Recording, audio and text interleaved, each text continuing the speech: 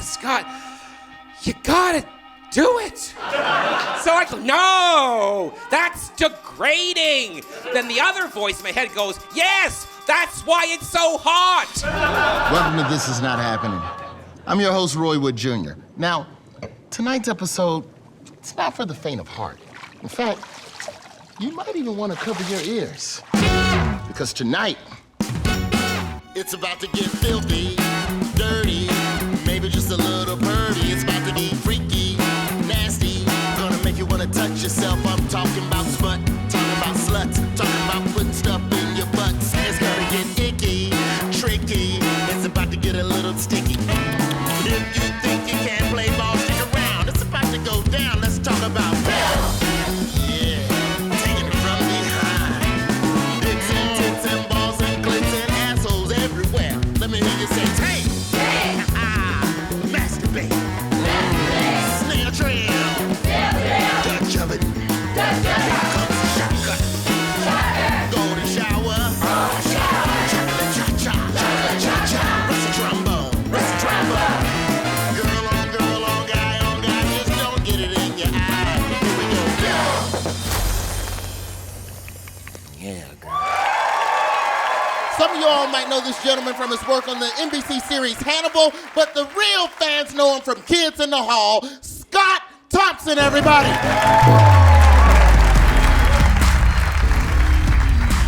People are different, aren't they? No, I mean, because for me, I see this, and I want to smell it.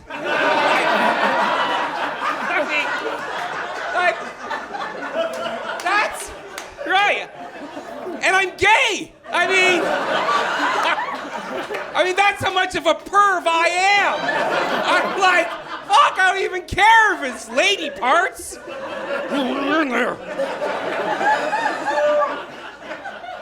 I just like the good stuff. Oh, God. I ain't gonna smell it anyway.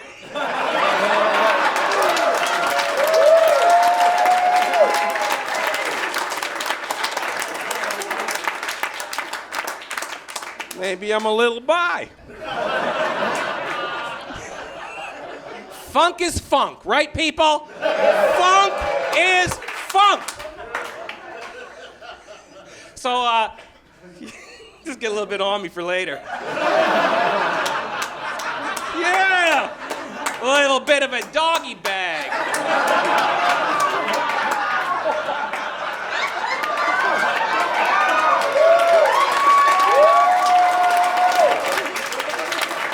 Right?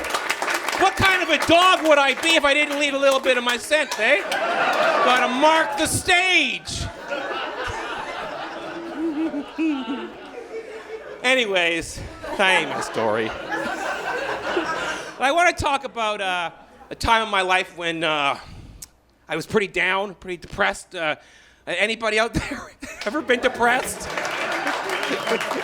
Imagine asking that question in a strip club. Anybody ever been down?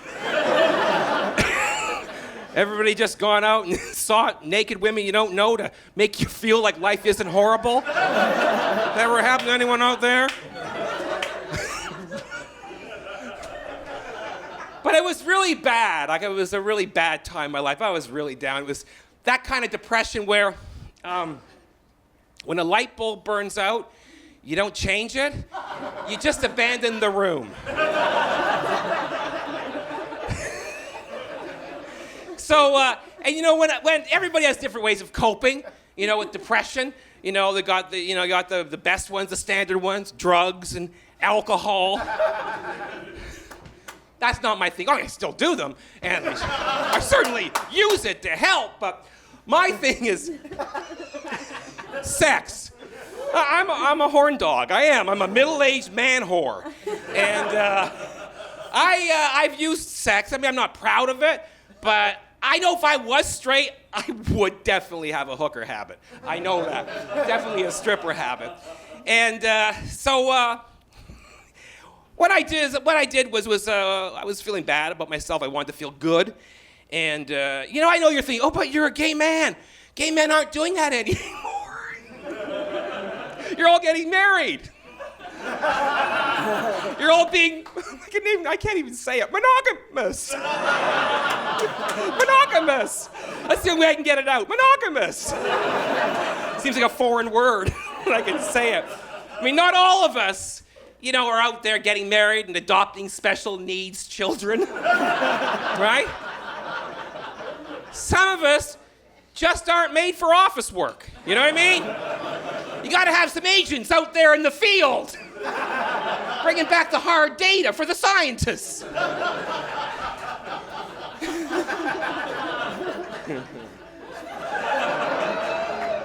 So it was one afternoon. Yes, it gets worse. It was an afternoon. I'm an actor. I've got afternoons off. And, well, that wasn't the real reason.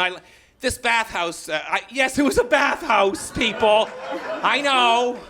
I was a bit of a bathhouse Betty. That's what they called me. It was an afternoon and 2 for 1. The locker's 2 for 1. It's called an early bird special. And so I went out there. Because here's the thing about sex and me. I mean, I grew up as a little nerdy fag. Not good at any sport. I can say nerd. You're allowed to say nerd, right? Well, that's not the N word, is it, nerd? Is it? But I wasn't really good at any sports. But then when I discovered fucking, I discovered I was really good at it. So I thought I needed a workout. So I went down to my favorite spot. And what I like about bathhouses, so many things I like about them. From the lack of a digital trail, which is lovely, to the fact that the bathhouses have the kinds of men that I like.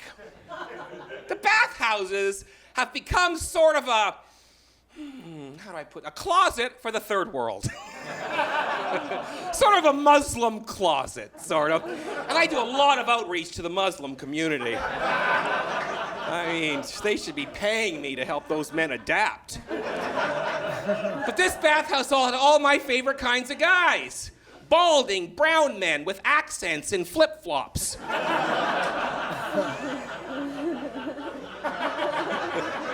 Hey, I've seen more Indian men explode than a Pakistani peacekeeper in Kashmir. Woo, you fanned yourself at that one. Woo! That calls for a bit of a roll.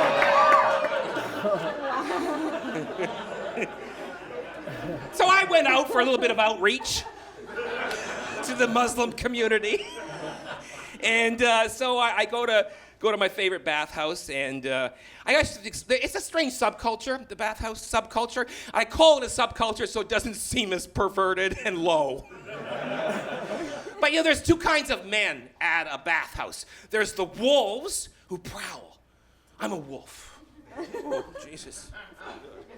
I'm a wolf, a prowl. The other kind are the trapdoor spiders. They lay in wait in their lairs, watching with their compound eyes. And when a wolf falls into their lair, they jump on his dick and they ride him until they've got his life fluid. That's how it works.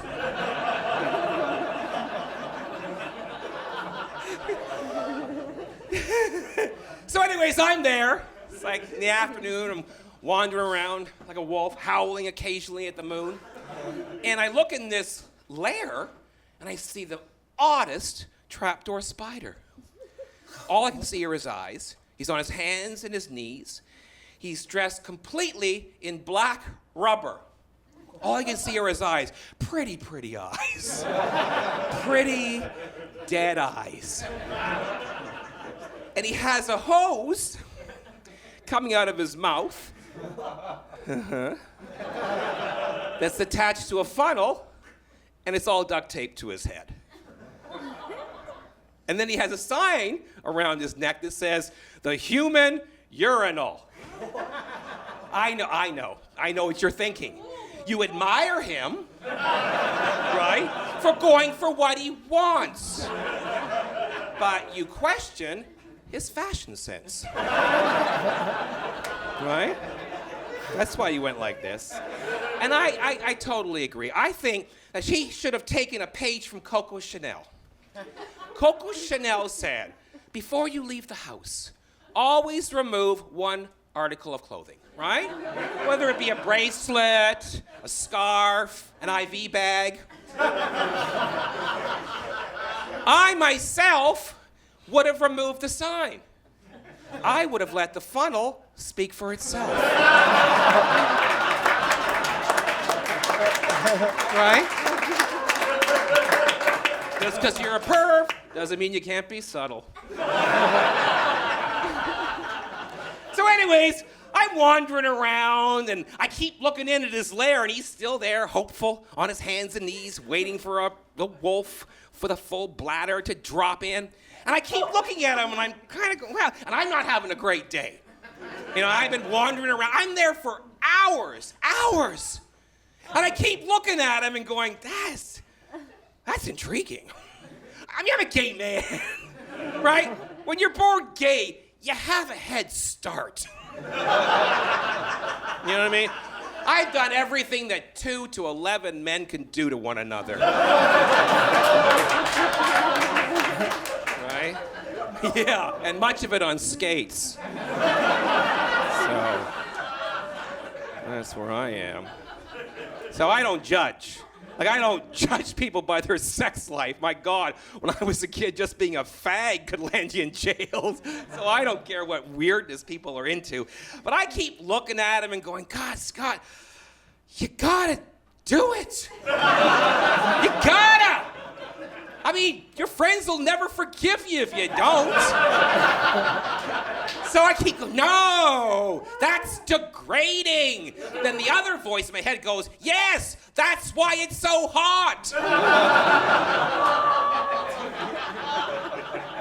So eventually I look in, and then I've been there, as I said, for hours. So, I mean, people, eventually I have to go. Right? And when you're a man my age, and you have a chance to pee, you take it. You take. God, I'm thinking of bringing the human urinal on a long car ride. I tell you, you could definitely sell him at Shark Tank.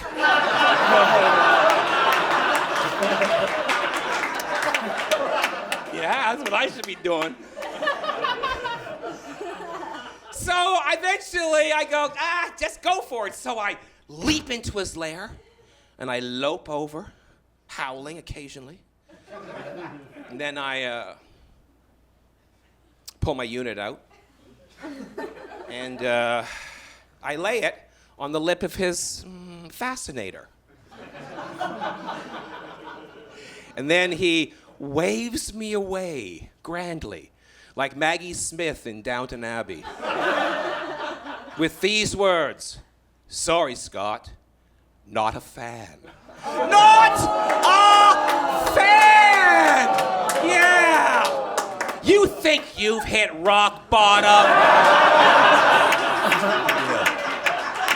No. You haven't hit rock bottom until your pee isn't good enough for the human urinal. Thank you very much. Scott Thompson, everybody.